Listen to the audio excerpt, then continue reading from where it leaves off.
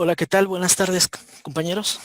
Eh, de nueva cuenta, aquí estoy, su servidor Mauro Villar. Hoy vamos a iniciar nuestra, nuestro, nuestra segunda clase de Derecho Romano. Vamos a hablar sobre las fuentes del derecho. Los principales puntos que vamos a ver el día de hoy son los siguientes. El concepto de fuentes de derecho, el derecho arcaico, la legislación de las 12 tablas, el derecho preclásico, el derecho clásico y el derecho posclásico. Esos son los temas que vamos a ver hoy. Vamos a comenzar con el concepto de fuentes del derecho. Llamaremos fuentes del derecho a los modos institucionales por los que la norma jurídica se objetiva, se explicita como tal a los miembros de una comunidad. Ese es el concepto fundamental de las fuentes del derecho. Esos miembros de esa comunidad respetan esas reglas, esas normas, porque tienen la sensación o están convencidos de que existe un criterio normativo o una regla obligatoria de conducta, más o menos sostenida por la amenaza de una sanción. Recordemos que ya habíamos visto este concepto, recordemos que norma jurídica es una conducta dictada por un poder legítimo para regular la conducta humana. Prohíbe, autoriza, permite determinada conducta. En este caso, la legitimación que tiene el derecho corresponde a, como ya habíamos visto, al momento histórico que vive determinada sociedad. En la época primitiva o en los primeros tiempos, por ejemplo, estaba respaldada por los sacerdotes o los patriarcas, quienes tenían a su cargo la comunidad. También esta legitimación se la da el pueblo mismo, la comunidad mismo, a través de sus costumbres, a través de sus creencias, de las religiones.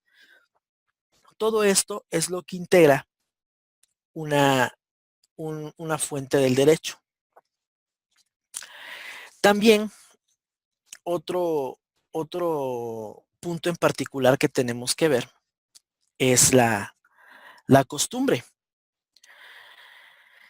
Ese es el segundo punto de nuestra diapositiva. Pero, ¿qué es la costumbre? La costumbre es un hábito. Para entender qué es la costumbre, vamos a ver primero qué es un hábito. Es una práctica constante. El hábito es una práctica constante. Es algo que hacemos consecuentemente. Eh, puede ser cualquier tipo de conducta, una conducta personal, una conducta social, de trabajo, que se hace repetidas veces. Esto es una conducta. Entonces vamos a nuestra definición. ¿Qué es la costumbre? La costumbre es un hábito jurídico practicado desde un cierto tiempo en forma regular y constante. Pública, puede ser pública, social, y los romanos tenían considerado a esta costumbre como parte de la ley. Tenían considerado tanto a la costumbre, a la doctrina, a la ley, como un todo, como parte constitutiva de su ordenamiento jurídico. En México tenemos muchas costumbres. Tenemos costumbres como probablemente como pueblos tenemos muchas costumbres. Contamos con una diversidad amplia de costumbres que va desde celebrar, por ejemplo, el Día de Muertos que está próximo, festejar unos 15 años, hasta las costumbres cívicas que tenemos de honrar a los héroes que nos dieron patria. Entonces, Esto es lo que se considera una costumbre.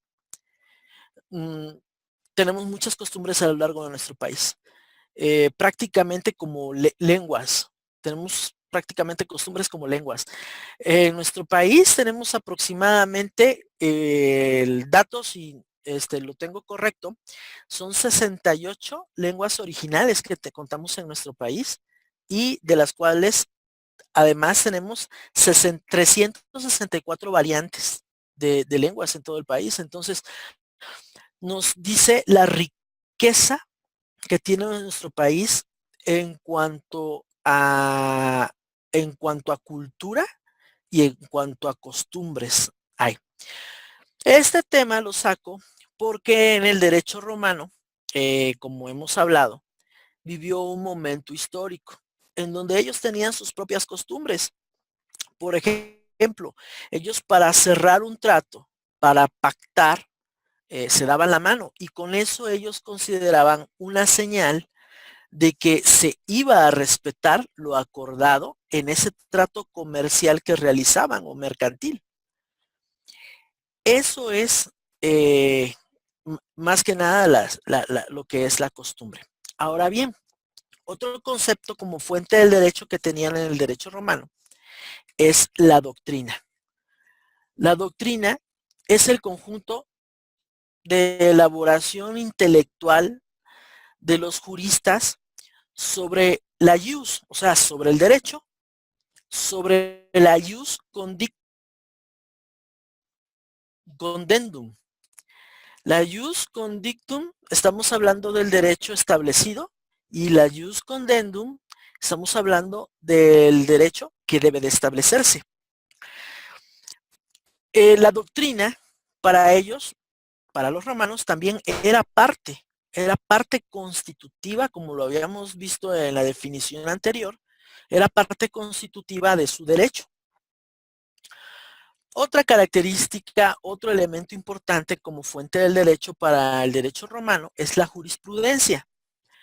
Para el romano la jurisprudencia era prácticamente lo mismo que la doctrina. ¿Por qué? Porque estaban en un momento de formación, estaban en un momento de elaboración intelectual, estaban descubriendo el derecho en ese momento.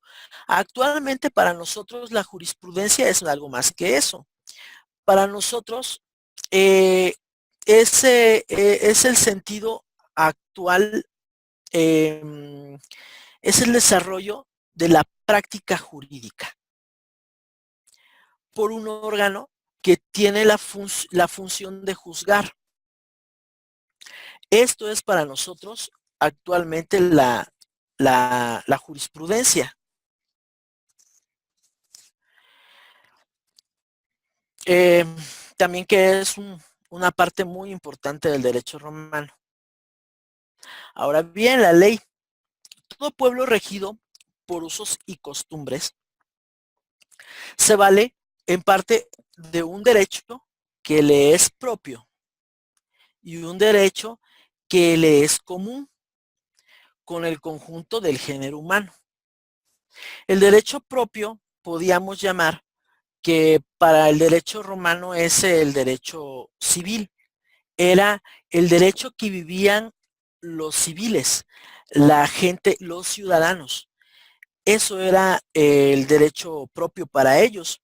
Y el derecho común era el derecho de gentes, el derecho que los relacionaba, y que regía no solamente a la ciudad romana, sino también a las provincias y demás pueblos indoeuropeos que vivían en esa actualidad, en ese momento histórico. El derecho propio se compone de leyes, de plebiscitos, de senado consultos, de constituciones, de las constituciones que elaboraban también los emperadores y de las respuestas de los prudentes. Eso era más que nada, o estaba conformada la ley en ese aspecto, en ese momento histórico de la historia de Roma. La ley es lo que el pueblo manda, así de sencillo. La ley es lo que el pueblo manda y establece. También hablamos de un concepto hace un momento de lo que es el plebiscito. El plebiscito para el derecho romano es lo que la plebe mandaba y establecía.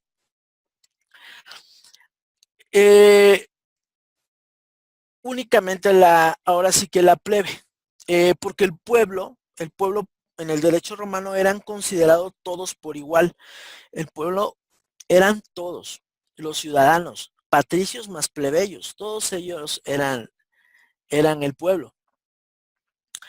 Luego, con la llegada de la ley Hortensia, se regula o se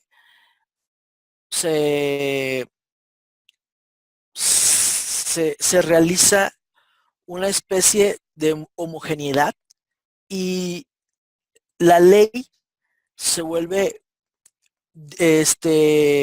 se vuelve para todos los romanos, sean plebeyos o patricios, una sola ley, ¿no?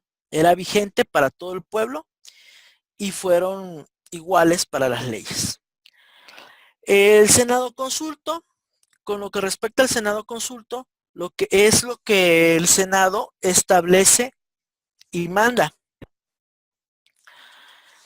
También hablamos de otro concepto muy importante hace un momento, que conformaba parte del derecho romano, que es también la constitución del emperador. La constitución del emperador era lo que establecía el emperador en el momento a través de decretos o de epístolas y que no tenía ningún tipo de refutación. El edicto del cual hablamos en este momento era realizado por los magistrados de esa época. El edicto podía ser en ese momento un edicto urbano o un edicto peregrino, dependiendo de los curules o dependiendo del pretor que estuviera a cargo en ese momento de la ley. Y por lo que respecta a los prudentes, que les había yo comentado también por último, los prudentes emanaban ellos sentencias que eran las respuestas de los prudentes. Ahora bien, esto es principalmente las características que podemos encontrar en el derecho romano. No sé si tengan alguna duda hasta el momento, me hicieran el favor de compartirla, porque vamos a pasar a lo que corresponde al derecho arcaico.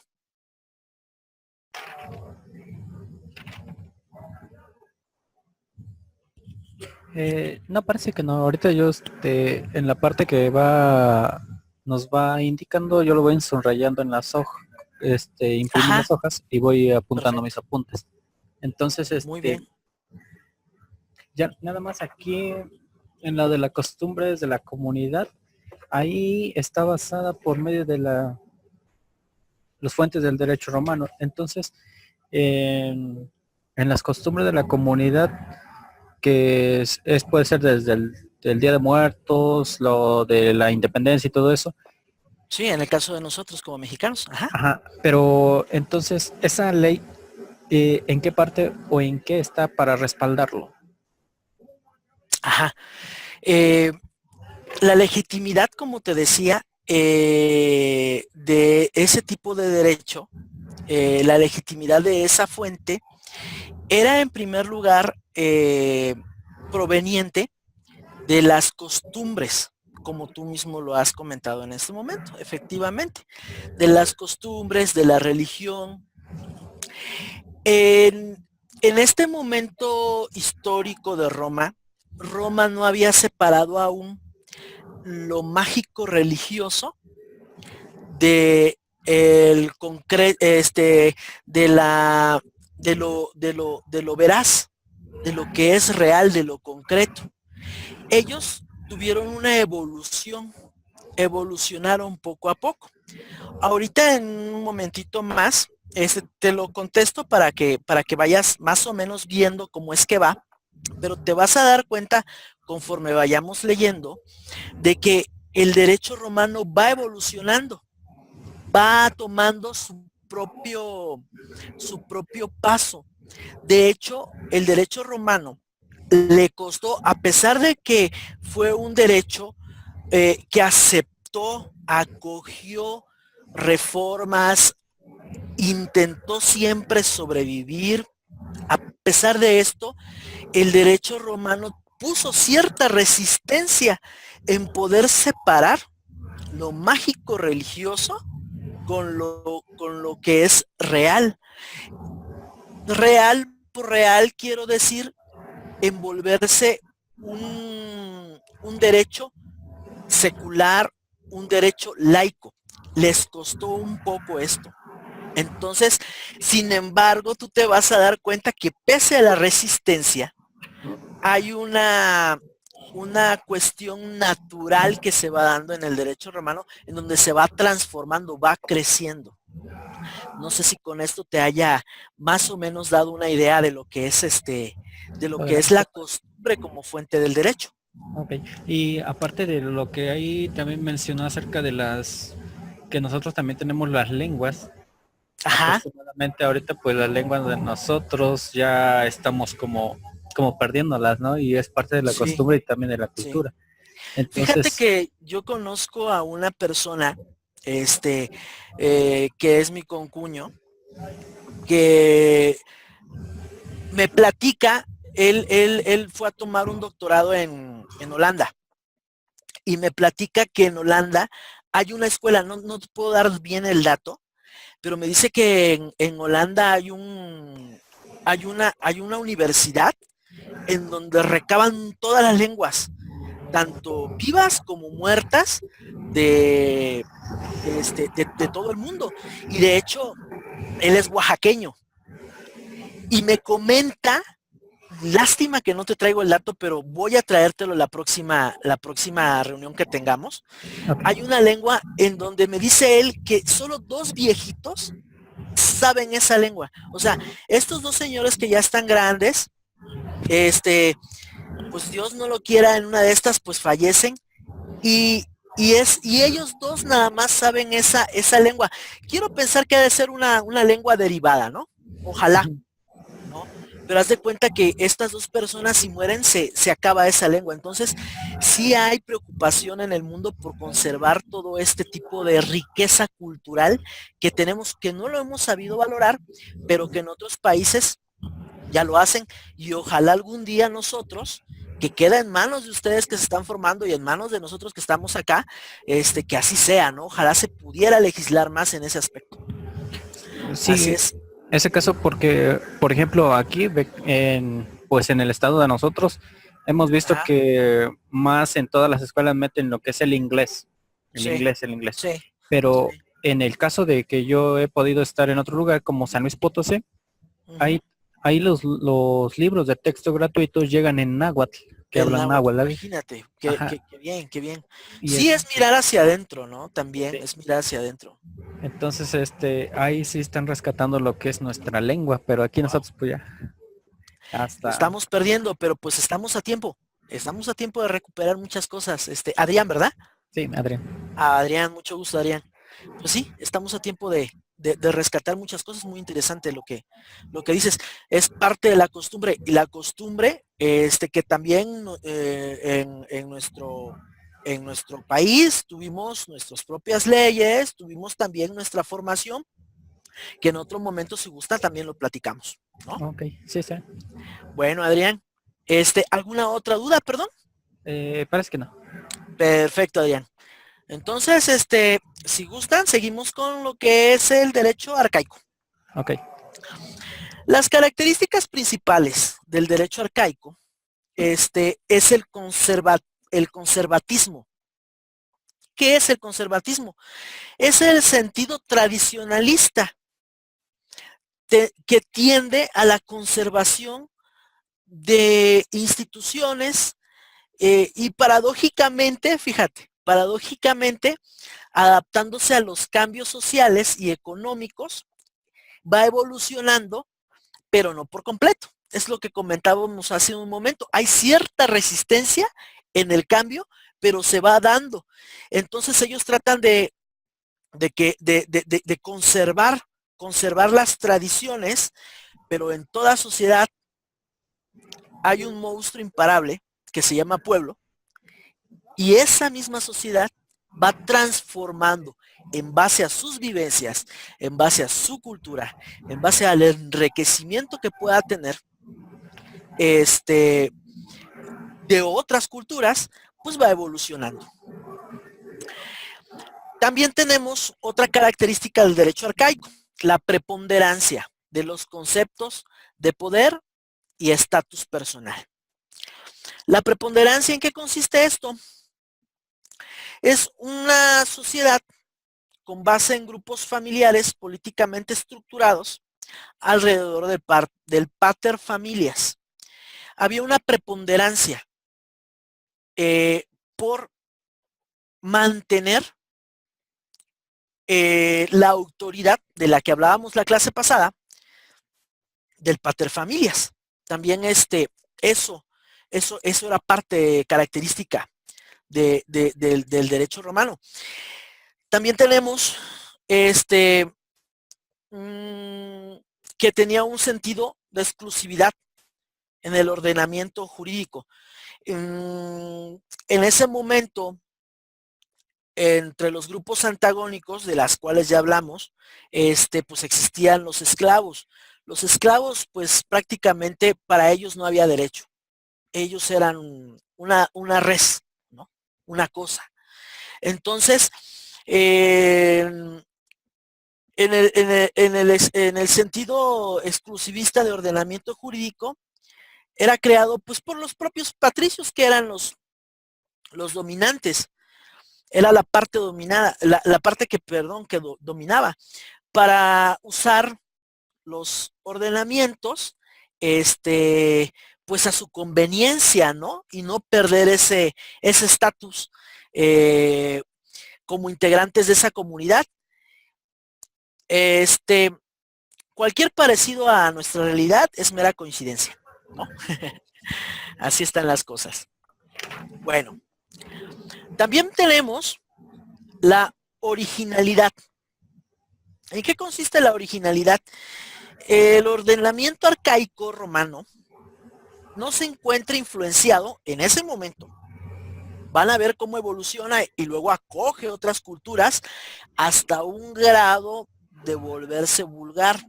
Hay un momento histórico del derecho romano que es el derecho vulgar, en donde fue demasiado, o sea, se abrieron demasiado a tal punto de que perdió cierto, podríamos decir, nivel técnico, ¿no? Entonces, pero vuelvo a lo mismo, la originalidad en ese momento del derecho arcaico. El ordenamiento arcaico romano no se encuentran influencias o aportes de otro tipo de derechos antiguos, de cualquier pueblo indoeuropeo en ese momento. Hay un poder unitario y vitalicio que era del paterfamilias. Luego tenemos otra característica, el dinamismo. El dinamismo. En lugar de la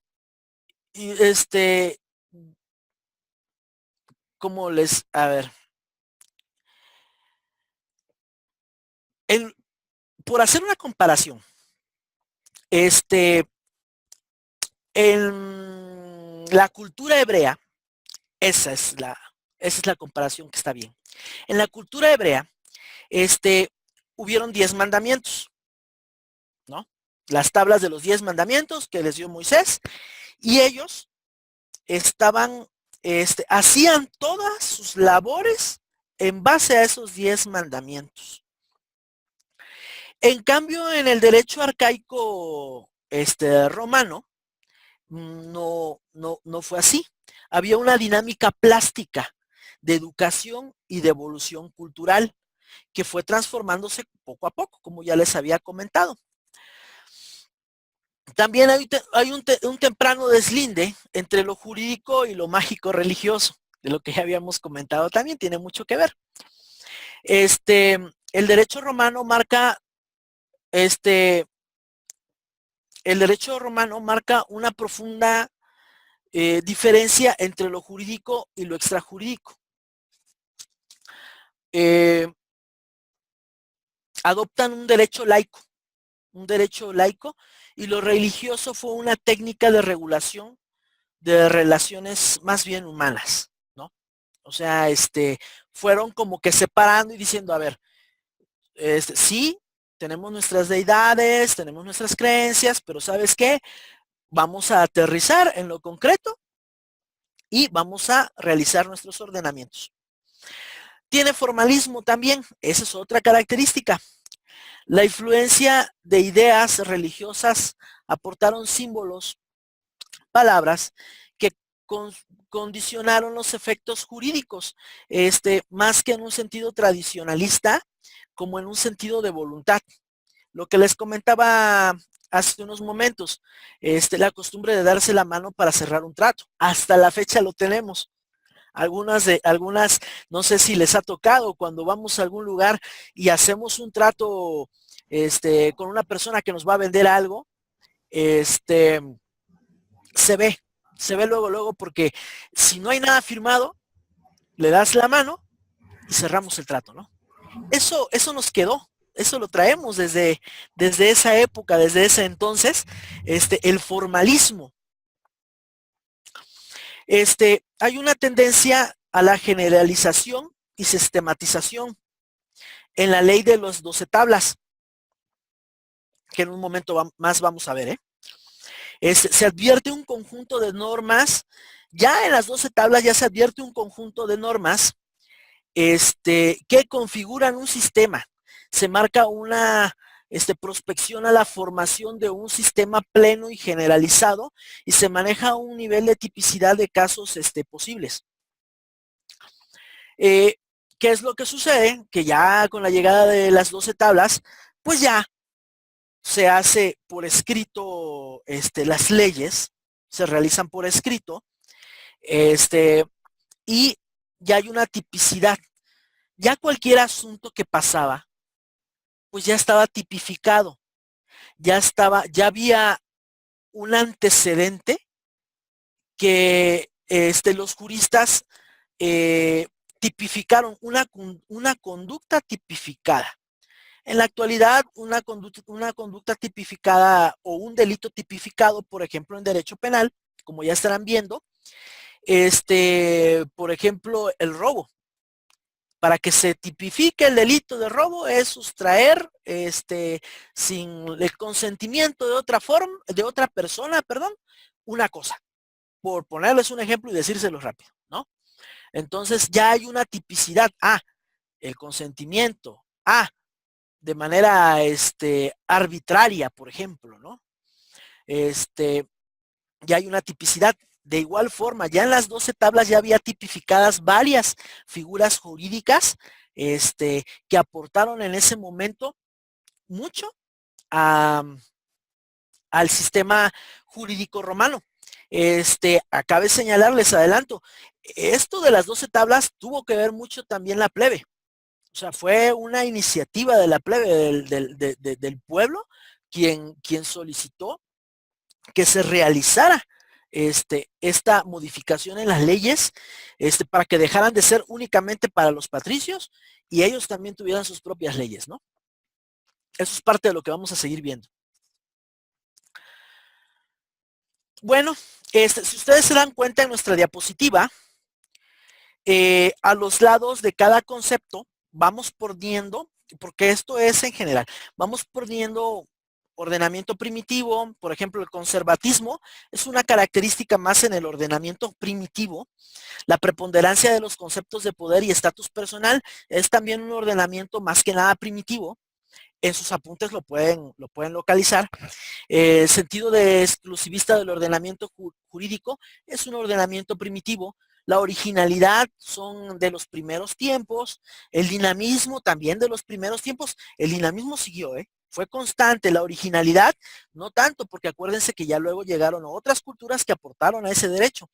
El temprano deslinde de entre lo jurídico y lo mágico y lo religioso, estuvo presente durante todo su desarrollo, fue un proceso que ellos llevaron para poder separar lo que habíamos comentado, lo religioso de lo que no lo era, de lo jurídico a lo que no era jurídico, a lo extrajurídico.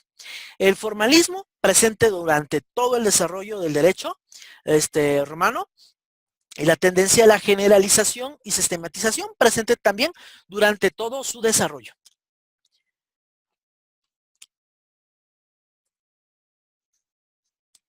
Vamos a pasar a ver, si me lo permiten, quisiera ver si hasta el momento vamos bien. Si alguien tiene algún comentario, o le seguimos. A ver, dime, Adrián. Nada más se había puesto acerca de que en el sentido exclusivamente del ordenamiento jurídico, ve que me mencionó que los esclavos no tenían derecho. Y ese por qué no. Bueno, porque ellos eran considerados una cosa, eran esclavos. Eran esclavos, eran como tener una vaquita, sí, parecidísimo, o sea. Como si fuera un peón, pues. De hecho, la mayoría, acuérdate que el imperio Roma siempre fue bélico. Sí. Siempre estuvo conquistando, estuvo acrecentando, y siempre fue bélico. Entonces, muchos de los esclavos también eran porque venían de algún otro pueblo conquistado, o muchas veces pues ya eran hijos, y como hijos, pues si el papá era esclavo, nacían esclavos, ¿no? Había maneras en que se ganaban también su ciudadanía, pero eso fue en otro momento histórico. Ok. Sí. ¿Alguna otra pregunta? No sé si quieras comentar algo, Miguel. Ok, le seguimos entonces. Vamos a ver en este momento lo que es las mores maiorum y la disciplina pontificial. Las mores maiorum, o los modos de vivir, fue la primera normativa del derecho romano, de los grupos gentilicios que concurrieron a la Génesis y que convirtieron a la Roma. Acuérdense que habíamos comentado en la clase pasada que pues en el Monte Palatino se encontraba las aldeas que se encontraban alrededor, tuvieron la idea de unirse y conformaron lo que es Roma, ¿no? La Roma cuadrata. Acuérdense que eso es más que nada por la forma cuadrada que tenía el primer asentamiento en ese momento romano. Entonces ellos tenían la primera normativa que tuvieron, y fue durante el derecho arcaico precisamente, fueron los modos de vivir de los grupos gentilicios. Integraron una comunidad y con ello órganos que coordinaban y resolvían conflictos entre los grupos parentales. Estos órganos estaban conformados la mayoría pues por los propios paterfamilias, la gente que tenía la autoridad en ese momento en Roma. A este conjunto de antiguos modos o hábitos y a los nuevos de la civita, explicitados por la doctrina pontificial, constituyeron el ius Quirintium. Ahorita les voy a platicar por qué se llamó ius Quirintium. Precisamente porque esto viene de lo siguiente. El derecho de los quirites, así le decían, el derecho de los quirites era el nombre que los pueblos vecinos le designaron a los antiguos romanos. En ese momento el derecho romano era en esencia consuetudinario, como expresión de una realidad sociopolítica, y aparece también el colegio de los pontífices. De ser un derecho arcaico, deviene un derecho ya de juristas. Entonces aquí ya vemos la primera transformación, ya se va dando. Ya vamos hacia el derecho posclásico. Ya empieza a haber ciertas figuras que representaban una autoridad, que impartían la autoridad. Muchas veces, claro, tomando en cuenta las costumbres, la religión, pero pues ya aparece la primera figura en el derecho romano, como son los pontífices en ese momento.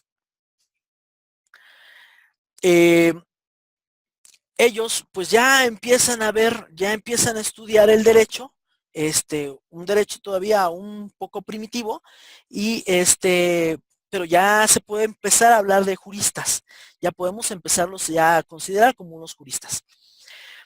La Ius Quiritium, perdón, lo caracteriza como un derecho de juristas, restado del quehacer de los pontífices. Conserva las declaraciones, sentencias, accionan la justicia y formulan los actos jurídicos.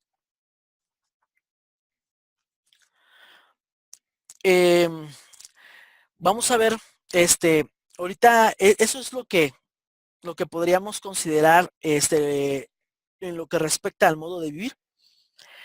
Vamos a pasar a otro punto, la legislación. ¿Cómo se dio la legislación en ese momento? En los primeros siglos de Roma, las relaciones privadas entre los grupos familiares fueron arregladas por la ley en muy pocas ocasiones. Prácticamente los asuntos de los patriarcados los resolvían ellos mismos. Estaban en un proceso de formación con cierta resistencia, como ya habíamos hablado, a un cambio, y la ley resolvía ciertos asuntos ahora sí que en muy pocas ocasiones. Fueron reguladas pues por la ley en muy pocas ocasiones, y solo con el tiempo llegaron a admitir la nueva estructura política social que se llamó la cívita. La ley de las 12 tablas, volviendo a la ley de las 12 tablas, tenía el efecto de limitar el poder unitario del paterfamilias. Cuando ya aparece la ley de las 12 tablas, ya podemos ver un decrecimiento de lo que es el poder del paterfamilias. Ya empieza a haber un límite. Ya el paterfamilias ya empieza a tomar otro tipo de rol, y ya con la ley de las 12 tablas empieza ya a delimitar el rol protagónico que tenía en su momento el paterfamilias. Pues como estaba en el viejo derecho, ¿no? Transformándose en una nueva conciencia social. Va evolucionando. Roma comienza a evolucionar. Comienzan a ver ese crecimiento de su superestructura, que ya habíamos visto la clase pasada también, y empieza a transformarse en base a la cultura, a sus relaciones comerciales. Ahora ya como un solo pueblo empiezan a crecer en todos los niveles: filosófico, jurídico, de derecho, ¿no?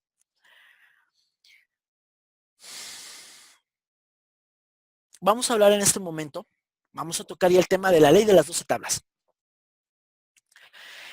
Nuestro tema es muy extenso, no se preocupen.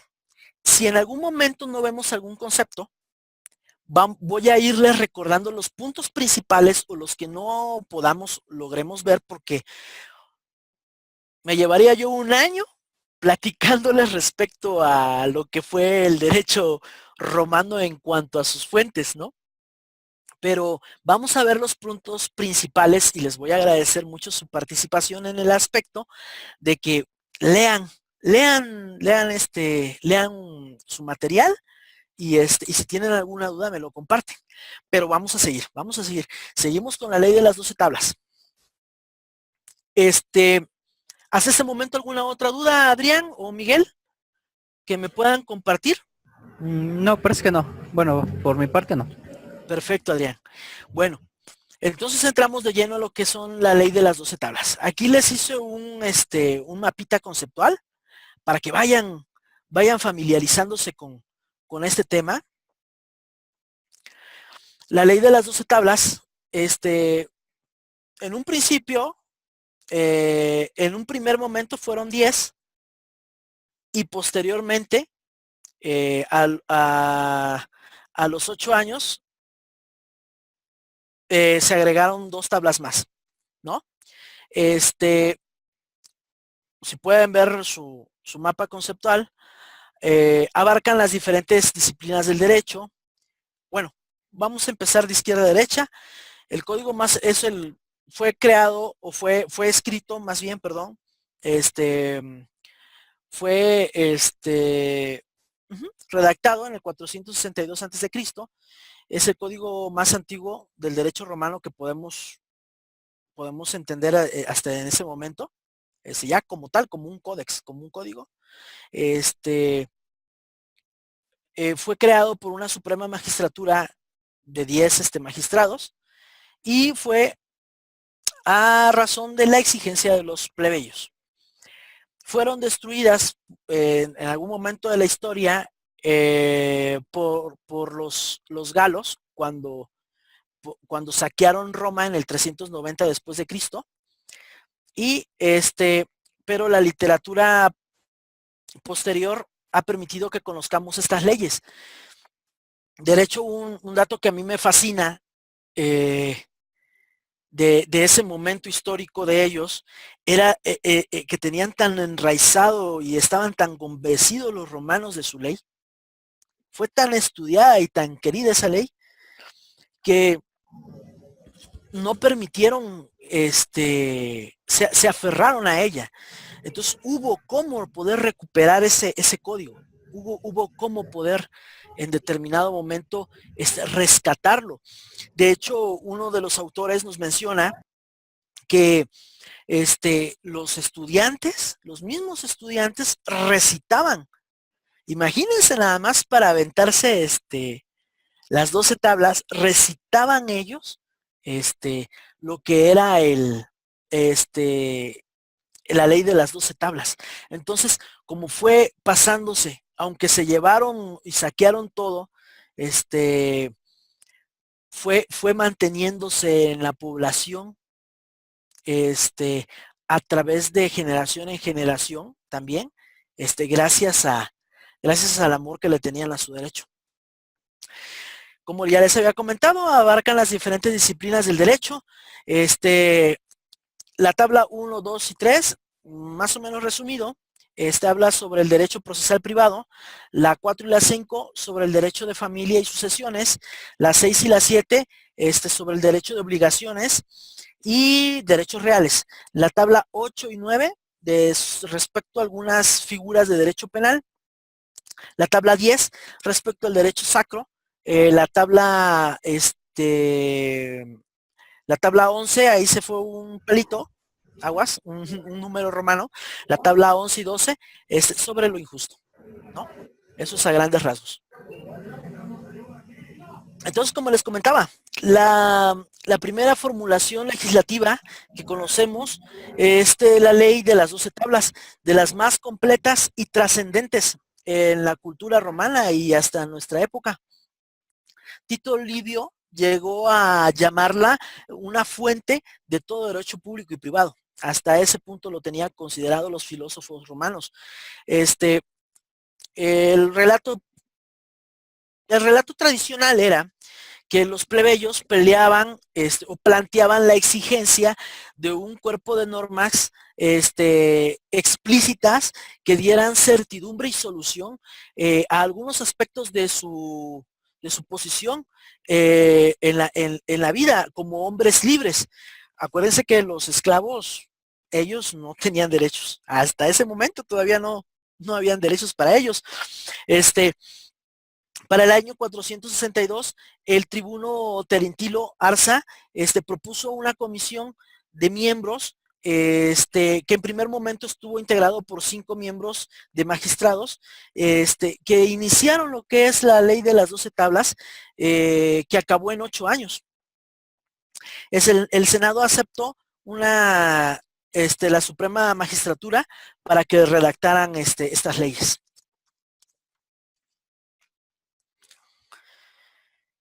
Eso es en cuanto a la ley de las 12, la ley de las 12 tablas. Las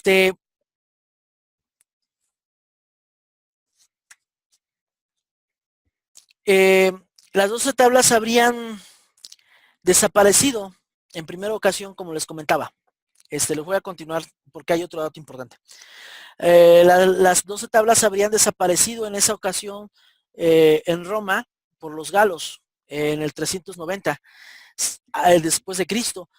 Sin embargo, fue reconstruido a principios, es lo que yo les quería comentar, fue reconstruido a principios del siglo II antes de Cristo, por Sexto Helio Peto. Ahí en Roma, cuando fue destruida, es en el 390, es antes de Cristo, ¿no? Ah, perdón, antes de Cristo. Sí, sí, ¿no? Es lo que yo también de hace ratito escuché eso y lo... sí, perfecto, sí es cierto. Es 390 antes de Cristo, gracias, Adrián. Antes de Cristo, cuando fue esta situación de los galos, sí es cierto. Y fue reconstruida, ahora sí, en el siglo II, en el siglo II antes de Cristo, por Sexto Helio Peto. Se logró mantener porque en la escuela, como ya les había comentado, lo recitaban los alumnos, ¿no? Entre otras cosas, ¿no? Eso es más que nada lo que respecta a nuestro tema de la ley de las 12 tablas. Bueno, en resumidas cuentas, contenía pues todo el derecho civil, privado, reglas procesales, derecho penal, como ya lo habíamos comentado. La tabla 1, comprendía una situación de la comparecencia, por ejemplo, ante el juicio, cómo debía de ser. La tabla 2 habla de las leyes y acciones, de la obligación de testimoniar. La tabla 3 hablaba respecto también de la ejecución contra el deudor. La tabla 4 sobre la patria potestad. La tabla 5, disposiciones testamentarias y tutela y curatela. La tabla 6 habla sobre el nexum mancipatio, usucapio. El usucapio también ya se veía desde ese entonces. O sea, hay varias figuras jurídicas que les va a parecer muy familiares. Es porque pues ese es el aporte que nos dio el gran derecho romano. La tabla 7 habla de las relaciones de vecindad, servidumbres reales. La tabla 8 de los delitos de los delitos de represión, de compensación. La tabla 9 habla sobre la prohibición, sobre la prohibición de leyes. La tabla 10 de disposiciones sobre funerales. La tabla 11 de prohibición de connubium entre patriarcas y plebeyos. La tabla 12 de casos en lo que es lícita, la prenda, la responsabilidad, entre otras cosas. Quiero darles la mayor información que tenga a la mano posible para que abarquemos lo más que podamos, ¿no? Ahora bien, pues ahorita tendríamos que ver, bueno, vamos a ver lo que es el derecho preclásico en Roma. Pero antes de pasar al derecho preclásico, no sé si alguno de ustedes tenga alguna duda. Adrián, no sé si hay algún comentario que quieras realizar, una aportación. No, parece que no. Perfecto, Arián. Ok. Miguel, Ángel, si tienes alguna duda, alguna aportación, también si puedes participar con nosotros, aquí te esperamos los comentarios. Bueno, ahora bien, el derecho preclásico.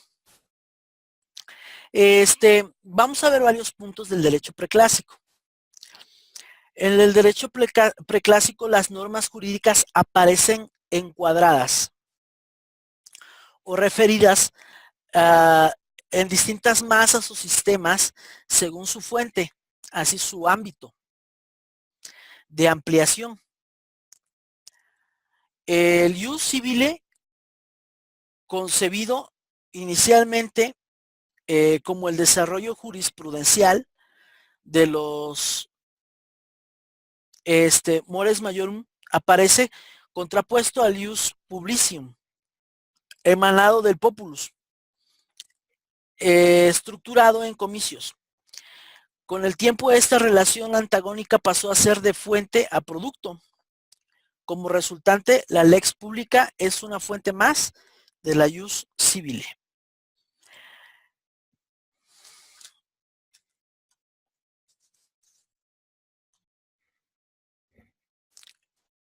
¿Qué es lo que debemos de comprender del punto que acabamos de ver? El derecho romano es un derecho estratificado. Bueno, en ese momento fue un derecho estratificado. Habían estratos, o sea, no había una coordinación jurisprudencial en ese momento todavía. Habían varios tipos de derecho y cada derecho correspondía a la plebe, por ejemplo, o a los patricios, o a los peregrinos. Habían varios tipos de derecho. Había una estratificación, habían estratos, tanto sociales como de derecho. Eso es lo que tenemos que entender más que nada de este punto. Yo sé que son muchos conceptos que tenemos que entender, pero lo principal, lo fundamental que quiero que entiendan de la estratificación es de que estaba en formación el derecho romano y no era uno solo todavía, ¿no? Ahora bien, pasamos a la labor doctrinaria de la jurisprudente, más bien de los jurisprudentes, perdón, ahí falta una S.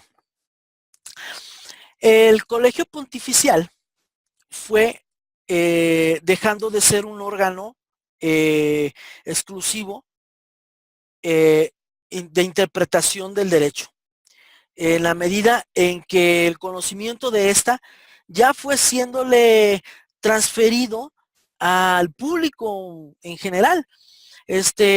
Los patricios, la, los patricios, fueron cediendo este derecho.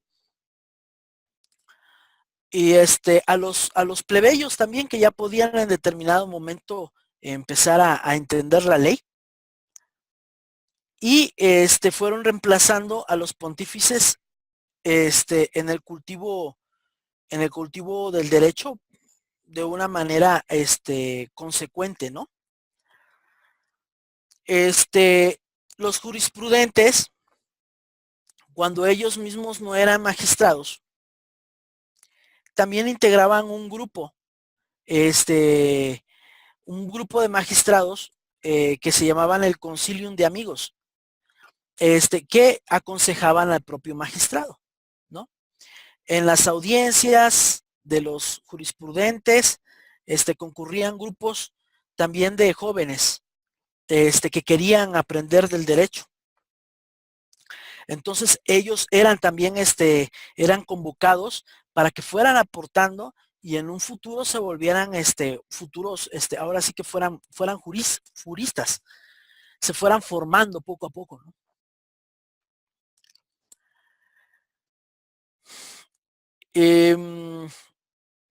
Eso es en cuanto a la labor doctrinal de los jurisprudentes.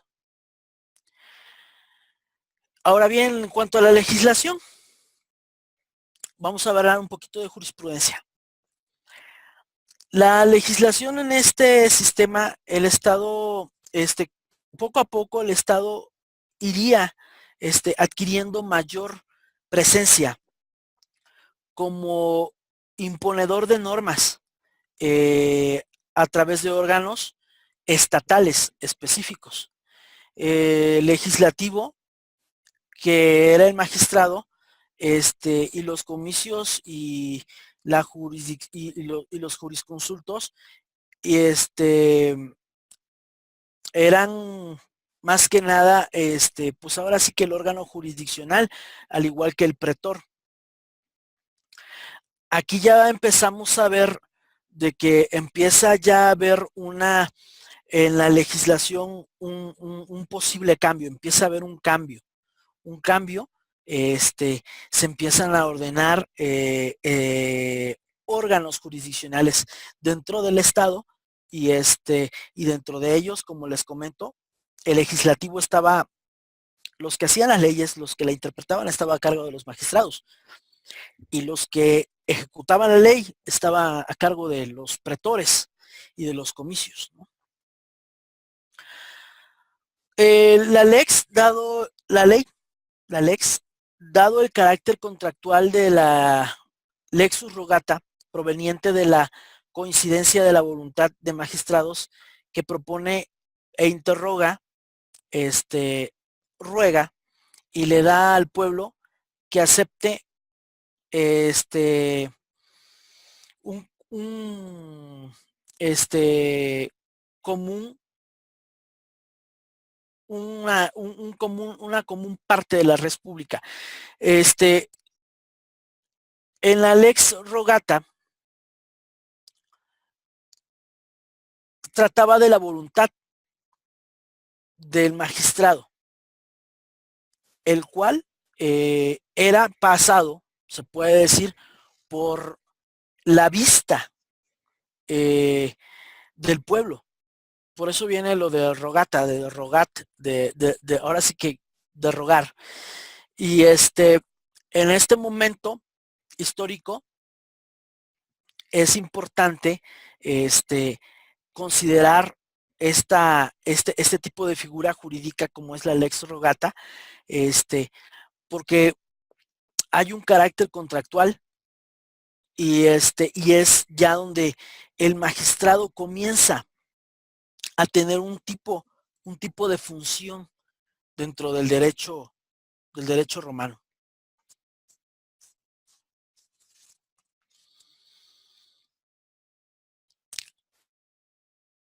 El plebiscito, que es nuestro siguiente punto, compañeros. El plebiscito es lo que aprueba el concilio de la plebe, instado por el magistrado convocante, como por ejemplo lo que les había yo comentado, la ley Hortensia. Eso era un plebiscito. Es lo que aprobaba el concilio de la plebe. Por eso de ahí viene más o menos por eso de ahí viene lo que respecta a ese término, plebiscito de plebe, ¿no? El Senado consulto.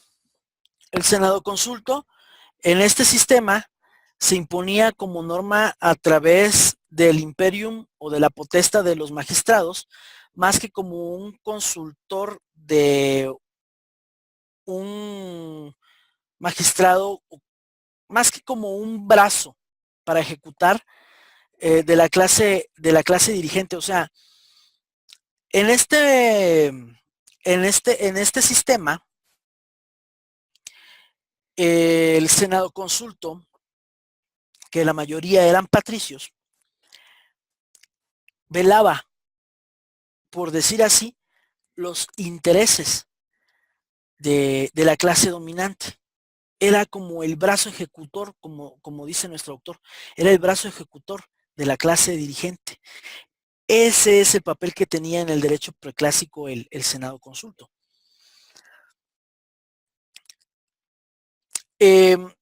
También otro tema muy importante que vamos a tomar, que es el segundo punto, es en lo que respecta a el pretor peregrino y el ius gentium. En un principio, la ius, o sea, la ius civile, el derecho civil, era exclusiva de la comunidad. No podía ser compartido, o sea, no podía, nadie que fuera de la comunidad podría regirse por el, por el derecho romano, más que el propio ciudadano de la ciudad de Roma, ¿no? Entonces, en base a esto, pues obviamente Roma crece, tiene tratos comerciales y se comienza a aparecer una figura que en Roma se le llamaban los peregrinos. Entonces, para poder regular y para poder observar la conducta y el comportamiento de estas personas que llegaban a comerciar y que no eran ciudadanos, se da el derecho, la ius peregrino. Quisiera pasar, si me lo permiten, estos demás puntos, es muy poco tiempo realmente lo que podemos tener para poder compartir. Me gusta bastante que participen, te agradezco mucho, Adrián, Miguel, estás invitado. No vamos a alcanzar a ver todo. Sin embargo, yo sí, voy a ver los puntos más importantes y se los voy a compartir en caso de que no podamos ver todo, lo que es lo más probable. Los invito a seguir viendo los demás puntos. Quiero pasar, si me lo permiten, en el derecho preclásico como un derecho, eso sí me gustaría mucho que lo comprendiéramos, tengo algunos minutos todavía, en el derecho romano como un sistema de acciones. El día de hoy, el derecho es un derecho objetivo, es un derecho ya tipificado, objetivo, impreso en la ley, de la cual se deriva un derecho subjetivo, que es el derecho que tú tienes respecto a esa ley. Y luego se ejecuta esa ley que nos da como resultado una acción. Esa acción es la cristalización de nuestro derecho en la sociedad. De estar plasmado en la ley, pasa a cristalizarse en nuestra realidad. En el derecho romano no era así. En el derecho romano había una acción, en primer lugar, un caso en concreto. Los juristas analizaban esa acción y determinaban. Se concretaba un derecho subjetivo particular y de ahí ellos, al ver una tipificación, una conducta repetida, lo llevaban a un derecho objetivo y legislaban. Esa era más o menos la forma en que operaba el derecho romano en sus comienzos. Compañeros, no sé si de lo que platicamos hay alguna duda, alguna aportación que quisieran hacer en este momento. Con mucho gusto la platicamos, si tenemos un par de minutos. Y pero no se preocupen en lo que respecta a lo demás, vamos a seguir en contacto. Me gustaría que lean su material y las dudas que ustedes tengan, mándenmelas por un mensajito y con mucho gusto yo voy a estar revisando todos los días en la bandeja de entrada para que podamos compartir. Adrián, ¿quisieras concluir algo respecto a todo lo que vimos? No, parece que no. Parece. Algo que nos quisieras decir, aportar. A ver. Acerca de ahí de lo que, por ejemplo, en las palabras que están en como pater family, eso es latín, ¿no? Así es. Está escrito en latín, sí. Sí, sí. Hay varias palabras que encontré y entonces por eso decía que ese era, parece que era esa. Sí, sí, es latín, efectivamente. ¿Señalé otra cosa yo? ¿Perdón? Mm, No, solamente que Ah, ok. como Sí, desde el como principio, referencia, sí, sí, sí, es latín, efectivamente. ok. Sí, como desde hace ratito estoy escuchando, pero pues no sabemos. Yo medio Ajá, me di cuenta que era este latín, pero no te sabía bien. agradezco. Sí, Adrián, gracias, gracias por tu aportación. ¿Alguna otra cosa que no se quieras aportar? Mm, Parece que no. De cualquier forma, si tuvieras alguna duda, por favor házmela llegar y yo Ok, te la está bien. contesto. Sí, ¿Parece? le envío un mensaje entonces.